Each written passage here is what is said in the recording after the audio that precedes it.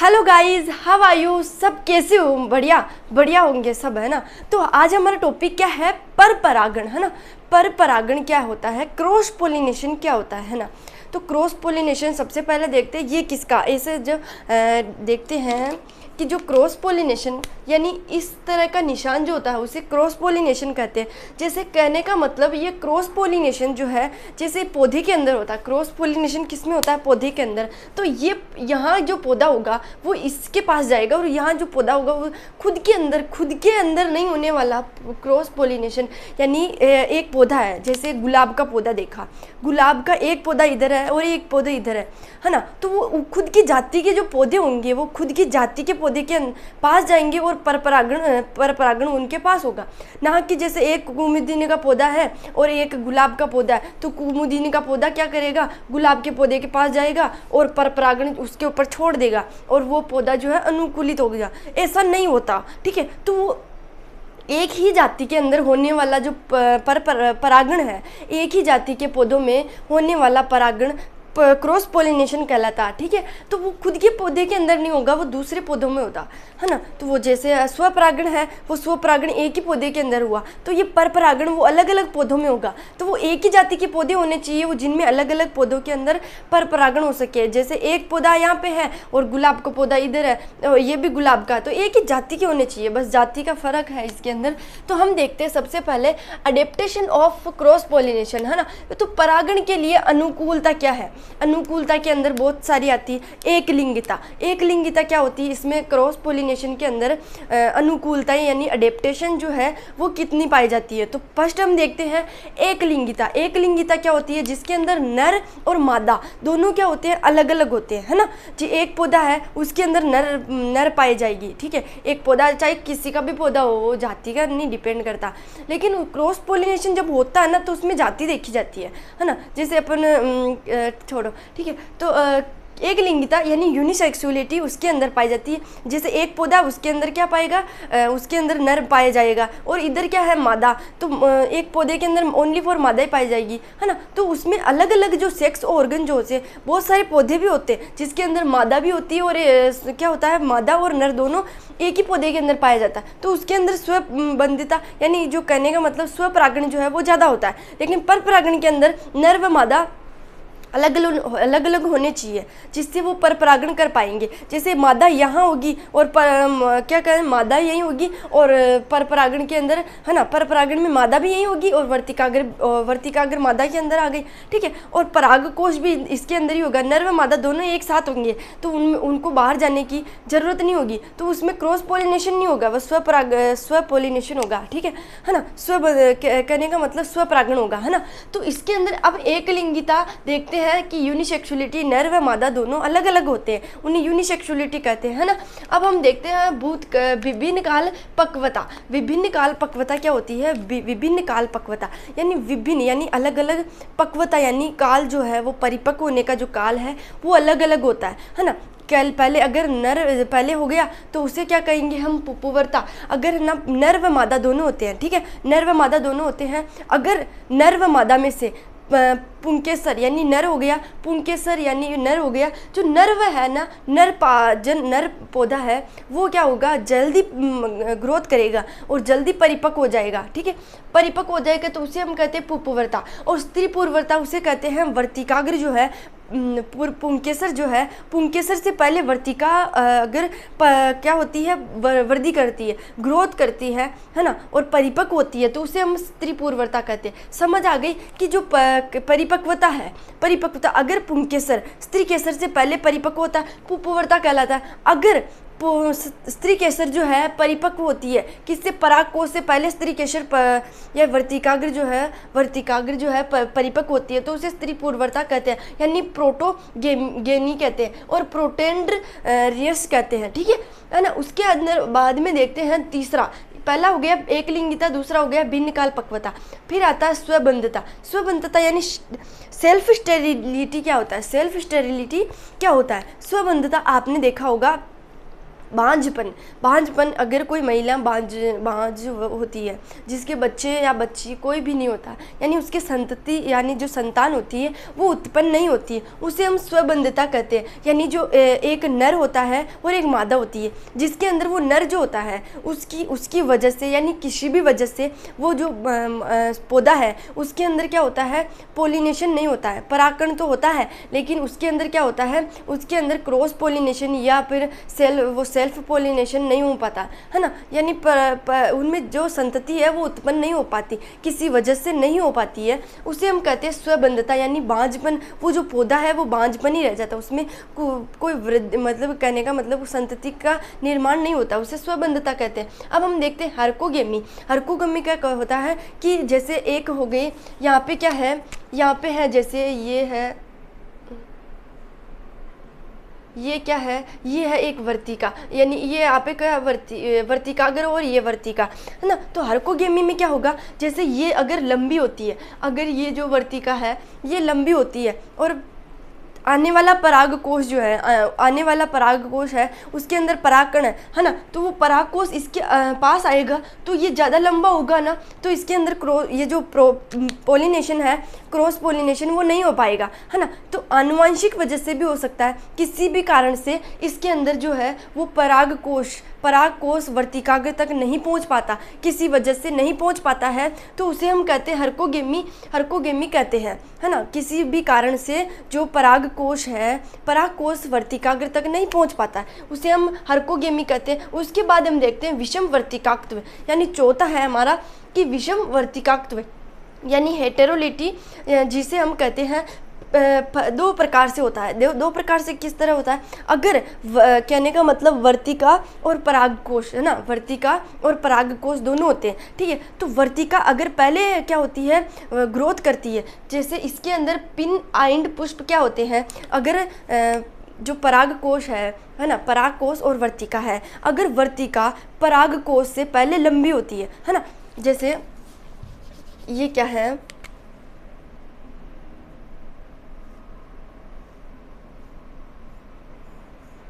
ये है अंडाशय, ठीक है। मतलब कहने का मतलब स्त्री केसर है, स्त्री केसर के अंदर ये क्या है, वर्तिका, ये है वर्तिका यानी स्टिग्मा वर्तिका, ठीक है। और ये है वर्तिकाग्र है ना, ये है वर्तिकाग्र और वर्तिका है। तो इसके अंदर क्या होगा कि पिन आइंड पुष्प कौन से होते हैं, पिन आइंड पुष्प होते हैं जिसके अंदर ये जो पराग वर्तिका है यानी वर्तिका है, ये वर्तिका क्या होती है, लंबी होती है, जल्दी लंबी होती है, परागकोश से पहले वर्तिका ज़्यादा लंबी होती है, परागकोश से पहले। इसके अंदर पहले देखा जाता है कि कौन ज़्यादा मतलब पहले परिपक्वता तो इसके अंदर देखी जाती है, लेकिन इसके अंदर हम लंबाई देखते हैं कि कौन पहले लंबा होता है, ठीक है। तो इसके अंदर वर्तिका और परागकोश जो होता है, परागकोश से पहले वर्तिका अगर लंबी होती है ना, तो उसे हम पिन आइंड पुष्प कहते हैं। और अगर वर्तिका से पहले परागकोश क्या होता है, लंबा होता है ना, परिपक्व तो हो गया लेकिन लंबाई जो होती है परागकोश की ज़्यादा होती है वर्तिकाग्र से, तो उसे हम कहते हैं थर्म आइंड पुष्प कहते हैं, है ना। तो समझ आ गई। अब हम देखते हैं कि परागकण जो है उसकी विधियां देखते हैं। यहाँ पे नहीं लिखा हुआ है परागकण की विधियां यानी मेथड ऑफ क्रॉस पोलिनेशन, है ना। तो मेथड देखते हैं इसके अंदर कि जो पोलिनेशन है वो है ना दो प्रकार से होता है, एक तो होता है समबायोटिक और दूसरा पहले है जैव बायोटिक, है ना। जैव अपघटन जैव कारक, पहला है जैव कारक, दूसरा है अजैविक कारक। पहला है जैविक कारक, दूसरा अजैविक कारक। जैविक कारक वे होते हैं जिनके अंदर जीवों द्वारा परागण होता है ना, जीवों द्वारा परागण होता है। दूसरा हम देखते हैं कि जो जीवों द्वारा परागण होता है, या मिटा देती हूँ मैं, जीवों द्वारा परागण होता है। दूसरा क्या होता है कि कीटों द्वारा, है ना, कीट हो गई, है ना, जैसे कीट तितली हो गई, है ना, तितली हो गई, चमगादड़ हो गया, तितली हो गई, मधुमक्खियाँ हो गई, इनके द्वारा क्या होता है, पर परागण होता है, तो उसे हम अजैविक कहते हैं, उसे हम कहते हैं अजैविक, है ना, उसे हम क्या कहते हैं, अजैविक कहेंगे।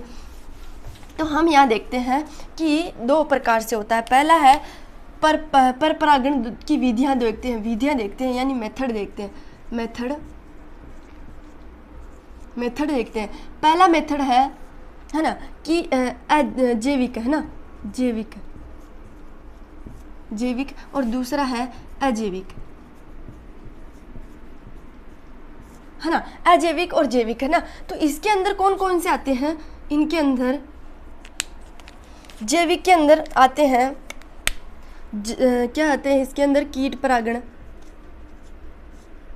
कीट आते हैं, फिर आते हैं ये करने का मतलब इसमें यही तो होगा, कीट आ गए, ये सब एक ही प्रकार हैं, ठीक है ना। तो इसमें कीट आ गए, चमगादड़ आ गए,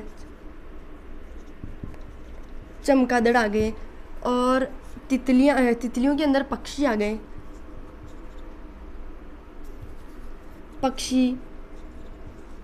पक्षी परागण हो गया, और होता है इसमें पक्षी परागण हो गया, कीट परागण हो गया, चमगादड़ परागण हो गया, है ना। तो ये 3 हो गए। और कौन सा आता, तितली,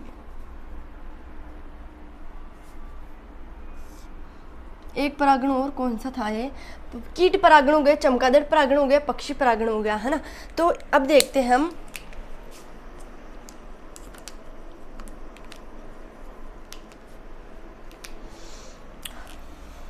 अजैविक हो गया। अब हम देखते हैं अजैविक, है ना। अजैविक के अंदर 2 आते हैं, पहला आता है जल परागण, जल के द्वारा परागण, दूसरा वायु परागण, वायु द्वारा परागण। अब हम देखते हैं वायु परागण। सबसे पहले हम देखते हैं अजैविक परागणों के अंदर 2 देखते हैं, जल परागण और वायु परागण। जल परागण कब होता है, जल के द्वारा परागण होता है, तब हम जल परागण कहते हैं। जल के द्वारा, जो अपने देखा था कि परागण जो होता है, यानी परागण के अंदर हम ले जाए जाते हैं, किसके द्वारा, परागकणों को ले जाया जाता है, तो उसे हम परागण कहते हैं। एक वर्तिका है, वो परागकोश है, परागकोश से परागकणों को ले जाने की जो विधि होती है, वो विधि यही है कि इनको ये जो विधि है, इनको किनके द्वारा ले जाया जाता है ना। तो इसके अंदर हम देखते हैं कि वायु परागण क्या होता है, वायु के द्वारा उन परागकणों को वर्तिकाग्र तक पहुंचाने की जो क्रिया होती है, उसे वायु परागण कहते हैं ना। वायु परागण हो गया। अब वायु परागण के अंदर क्या क्या जरूरतें होती है, वायु परागण के अंदर परागकण जो होते हैं वो बहुत ज़्यादा खर्च होते हैं। क्यों? क्योंकि है ना, जो परागकण होते हैं वो आधे तो रास्ते में ही रह जाते हैं, ठीक है, वायु में उड़ जाते हैं, और आधे क्या होते हैं, उनके चिपक ही जाते हैं, कहीं पे भी चिपक जाते हैं। तो इनमें परागकण जो है बहुत ज़्यादा वेस्ट होते हैं, ठीक है, परागकण इनमें बहुत ज़्यादा वेस्ट होते हैं। अब फिर देखते हैं इनमें किन की ज़रूरत होती है। वायु परागण में मकरंद होता है, मकरंद जो होता है उसमें इसकी ज़रूरत होती है, मकरंद युक्त नहीं होता है, ठीक है। मकरंद जो है, पहला है मकरंद। अब तुम सोच रहे होंगे मकरंद क्या होता है। मकरंद होता है भोजन, है ना, जो कीट होते हैं उनका भोजन होता है। उनका भोजन कैसे होता है, सोच रहे होंगे कि इनका कैसे भोजन होता है। मकरंद हम देखते हैं, जैसे कोई वर्तिका है ना, तो अब वर्तिका है, वर्तिका के ऊपर क्या होगा, ये जो मकरंद है वो होगा, इसके ऊपर, वर्तिका के ऊपर ये भोजन होगा। तब वो जो कीट आएंगे, है ना, जो वो कीट आएंगे, जैसे वायु आएगी, है ना, वायु के द्वारा परागकण उसके पास कैसे भी करके पहुंच जाएंगे, परागकण पहुंचते हैं, है ना, तो उसके ऊपर पहुंचते हैं, तो ये मकरंद जो होगा, यानी जो भोजन होगा, इस भोजन को लेने आएंगे वो, है ना, तो वो परागकण को लेकर ही आ रहे हैं, तो वो परागकण क्या होंगे, उसके चिपक जाएंगे। ये चिपचिपा पदार्थ होता है, मकरंद चिपचिपा पदार्थ होता है, ठीक है, चिपचिपा पदार्थ होता है। तो वो क्या करेंगे, वो परागकण इसके चिपक जाएंगे, इसके चिपकने के बाद वो क्या होगा, वो अंकुरित हो जाएगा, वो पौधा, यानी वो वर्तिका जो है वो अंकुरित हो जाएगी, उसमें एक नए पौधे का डेवलपमेंट होगा। फिर वो जो परागकण है इसके चिपकेंगे, है ना, तो वो वर्तिकाग्र के चिपक जाएंगे, और वो वर्तिकाग्र के चिपकते ही क्या करेंगे, ये जो चिपचिपा पदार्थ है उनके शरीर के ऊपर चिपक जाएंगे। तो वो परागकण जो है, वो आधे तो यहीं रह गए, लेकिन अगर वो किसी और पौधे पे जाके बैठता है तो वो उसके परागण भी उसके और चिपक जाते हैं। फिर वो दूसरे पुष्प पे जाता है तो वो आधे क्या परागण वहीं पे छोड़ देता है। ऐसा करके ये अपनी संख्या को बढ़ाते हैं, है ना, तो एक पौधे से दूसरे पौधे के ऊपर परागकण पहुंचाते हैं, है ना, इस मकरंद की वजह से। ये भोजन है उनका, परागकणों का भोजन है ये, जिससे वो चिपकते हैं, है ना। अब हम देखते हैं कि वर्तिकाग्र की लंबाई, है ना, वर्तिकाग्र की लंबाई जो देखते हैं वो क्या होती है, छोटी होती है ना। तो ये वायु परागण जो होता है, जिसके द्वारा ये छोटी क्यों होती है, क्या कहने का मतलब जो इसकी लंबाई होती है, वर्तिका की जो लंबाई होती है, यहाँ पे बनाया था वर्तिका, है ना, तो उस वर्तिका की लंबाई जो छोटी होती है वो क्यों होती है, क्योंकि वो वायु जो है, वो वायु आएगी तो उस वायु को दिखेगा थोड़ी, वो कैसे भी आ रही है, उसको दिखेगा थोड़ी कि तुम इतनी लंबी हो, मैं इसके ऊपर छोड़ूंगा इस परागकण को, ऐसा थोड़ी है ना। तो इसमें वर्तिकाग्र जो है वो छोटा ही होता है, इसमें वर्तिका क्या होता है, छोटा होता है, वर्तिका छोटा होता है, वर्तिका।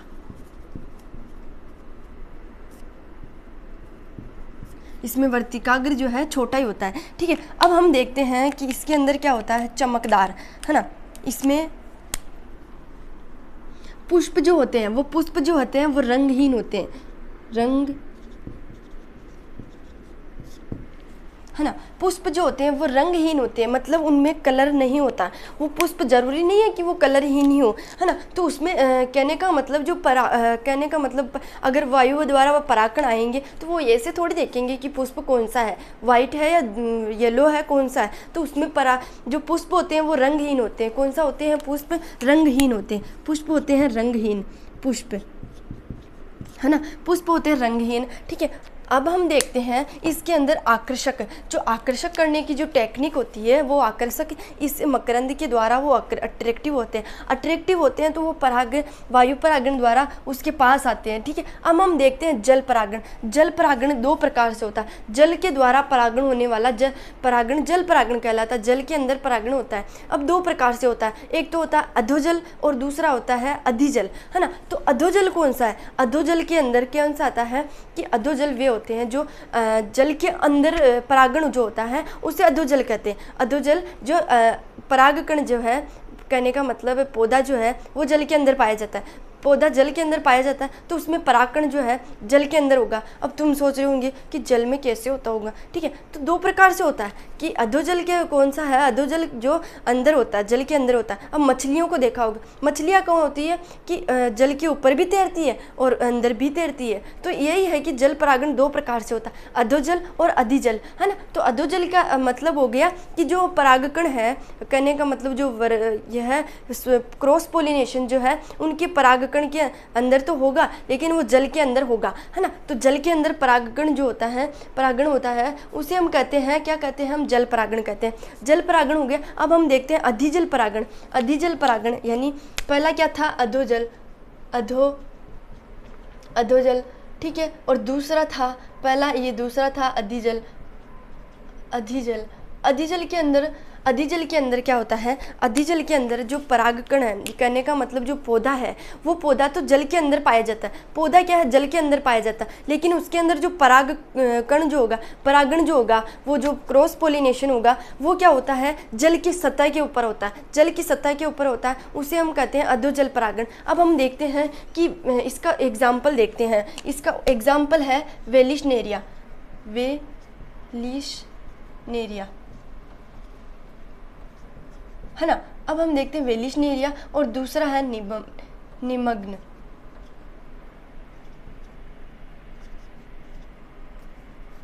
है ना,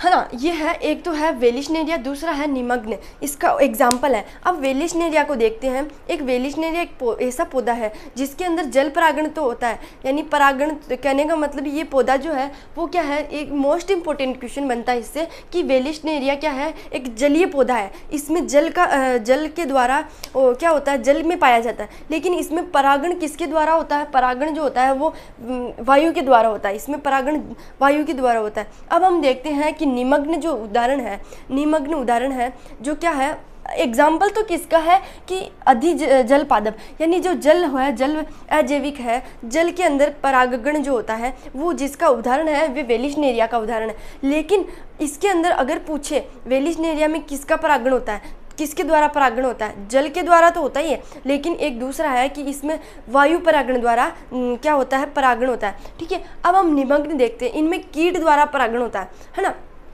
कीट द्वारा परागण होता है, उससे हम निमग्न, ये जल में पाया जाता है, जल में अंदर पाया जाता है, लेकिन इसमें कीट द्वारा परागण होता है, ठीक है। अब हम देखते हैं जल क्या हो गया, इसका भी हो गया, इसका हो गया। हम देखते हैं जैविक परागण, है ना, जैविक कारक देखते हैं। जैविक कारकों में 3 आते हैं कि कीट द्वारा परागण किस तरह होता है, चमगादड़ द्वारा कैसे होता है, पक्षी द्वारा कैसे होता है। जो पक्षी होते हैं ना कि यार ठीक है, पक्षी द्वारा, है ना, तो ये क्या है, पक्षी द्वारा। फर्स्ट देखते हैं हम पक्षी द्वारा कैसे होता है। जो पक्षी है उड़ेंगे, ठीक है। इसमें क्या होते हैं, पुष्प का अट्रैक्टिव होना बहुत आवश्यक है। पुष्प का क्या होता है, अट्रैक्टिव होना आवश्यक है। अगर वो पुष्प अट्रैक्टिव करेगा इस पुष्प, कहने का मतलब इस पक्षी को, तो वो उस पुष्प के पास जाएगा, तो उसका अट्रैक्टिव होना बहुत आवश्यक है, ठीक है। अब हम देखते हैं कि इसमें मकरंद की ज़रूरत होती है, इसमें भी मकरंद की ज़रूरत होती है, पर इतनी नहीं होती, इसमें मकरंद इतना आवश्यक नहीं है ना। अगर मकरंद नहीं होगा, अगर इनके अंदर मकरंद नहीं होता है,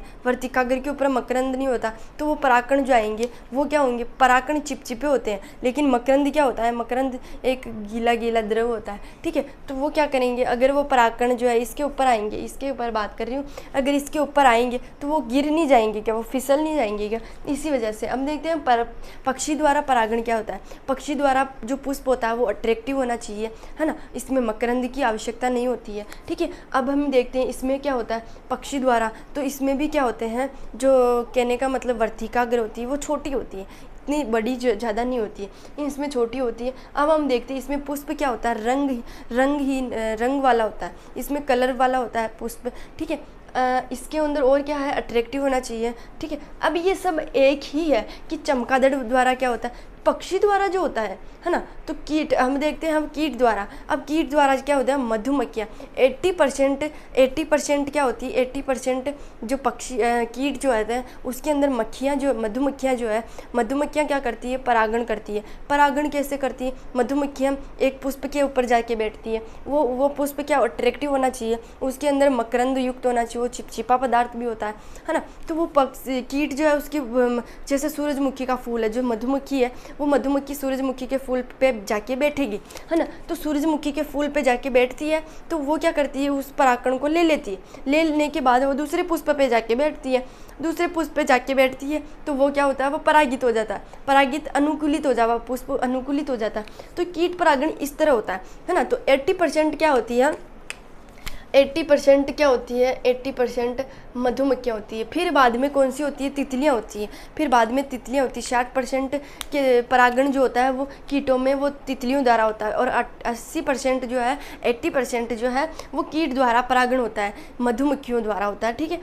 अब चमगादड़ देखते हैं, चमगादड़ के अंदर क्या होता है, चमगादड़ के अंदर भी ऐसे ही होता है कि इसके अंदर परागण जो होता है वो किस तरह होता है। परागण के अंदर भी पुष्प जो है अट्रैक्टिव होना चाहिए, है ना, और चिपचिपा होना चाहिए। क्या होना चाहिए, परागण जो है वो क्या होता है, चिपचिपा, मकरंद जो चिपचिपा यानी अट्रैक्टिव वाला होना चाहिए, गुदगुदा होना चाहिए, जिससे वो परागण इसके चिपक जाएं, चिपकने के बाद वो दूसरे पुष्प पे चले जाते। ये सब में एक अगर हम कहने का मतलब एग्जाम तौर पे देखते हैं, तो अगर हम एक पक्षी के ऊपर कहने का मतलब एक पक्षी है, जैसे पक्षी है, अगर हमने पक्षी के ऊपर याद कर लिया, पक्षी के ऊपर याद कर लिया, तो वो क्या करेगा, अब ये चमगादड़ का आ गया, कीट का आ गया, सबसे ज़्यादा कीट का आता है और मधुमक्खियों के ऊपर ज़्यादा आता है ना। और इसके अंदर जल और वायु द्वारा ये जो जल परागण है उसके अंदर हमें वेलिश्नेरिया का परागण पूछते हैं, है ना। तो हमें बताना है, अगले वीडियो में हम बताएंगे वेलिश्नेरिया में किस तरह परागण होता है ना।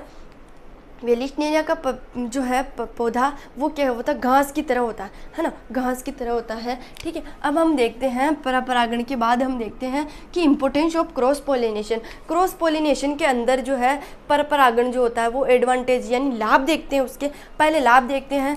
परागण से नई प्रजातियों का विकास होता है। नई प्रजातियों का विकास कैसे होता है, परागण अगर वो एक पुष्प से दूसरे पुष्प पे जाएगा और फिर परागण करेगा, तो उसके अंदर क्या होगा, आनुवांशिक जो गुण है वो अलग अलग हो जाएंगे, ठीक है। तो उनमें नई प्रजातियों का विकास होता है ना। एक ही माता पिता के थोड़े लक्षण रहेंगे उसके अंदर। तो हम दूसरा देखते हैं उपज, ये ना यील्ड निम्न औसत से अधिक होती है। निम्न औसत है, हम जैसे कल्पना तो कर सकते हैं, लेकिन जैसा हम सोचते हैं कि इसके अंदर जो उपज है वो क्या होती है, सूरजमुखी की खेती बोते हैं तो उसमें उपज जो है वो क्या होती है, हम सोचते हैं कि इतना माल हो जाएगा, इतना माल हो गया, लेकिन उससे ज़्यादा माल हो जाता है। तो ये कहना चाह रहा है कि उपज जो है, यील्ड जो है ना, निम्नतम औसत से अधिक होती है। निम्न औसत से जैसे परागकण जो है वो ज़्यादा उत्पन्न होते हैं, ठीक है। अब हम देखते हैं क्रॉस पॉलिनेशन से आनुवांशिक पुनर्योजन के द्वारा विभिन्न यानी जेनेटिक रिकॉम्बिनेशन द्वारा विभिन्नता उत्पन्न होती है।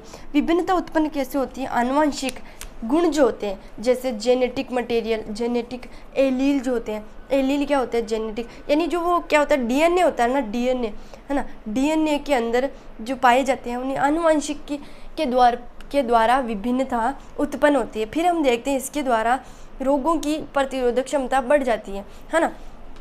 इसमें रोगों की प्रतिरोधक क्षमता कैसे बढ़ती है, रोग जो होते हैं वो रोगों की प्रतिरोधक क्षमता, क्योंकि जो पुष्प है ना, एक पुष्प से दूसरे पुष्प पे जा रहा है, पता नहीं उस पुष्प पे क्या रोग लगा हुआ है, ठीक है, उस पुष्प पे रोग लगा हुआ है, दूसरे पुष्प पे जाएगा उसके ऊपर रोग लगेगा, तो इसमें प्रतिरोधक क्षमता बढ़ जाती है ना, जो क्षमता है वो बढ़ जाती है, रोगों की प्रतिरोधक क्षमता बढ़ जाती है। फिर हम देखते हैं डिसएडवांटेज, हानि क्या होती है। जो स्वपरागण जो देखा हमने, उसके अंदर जो लाभ थे वो इसकी हानियाँ, और जो उसके अंदर हानियाँ थी वो इसके लाभ है ना। तो संतति में आनुवंशिक लक्षण है ना। और फिर देखते हैं आर्थिक दृष्टिकोण से पौधों के लिए उपयोगी नहीं है। क्यों नहीं है? क्योंकि इसमें बहुत सारे परागण जो है वो उत्पन्न करने होते हैं, उत्पन्न करेंगे तो उसमें क्षमता नष्ट होगी और वो परागण क्या, आधे तो रास्ते में रह जाते हैं और आधे हवा के द्वारा उड़ जाते हैं। इसीलिए ये क्या है, एक पौधे के लिए अनुपयोगी है, ठीक है। अगर ये दोस्तों वीडियो पसंद आए तो लाइक कर देना, शेयर कर देना, अपने दोस्तों के पास पहुंचा देना, ठीक है। अब नेक्स्ट वीडियो में मिलते हैं, ठीक है।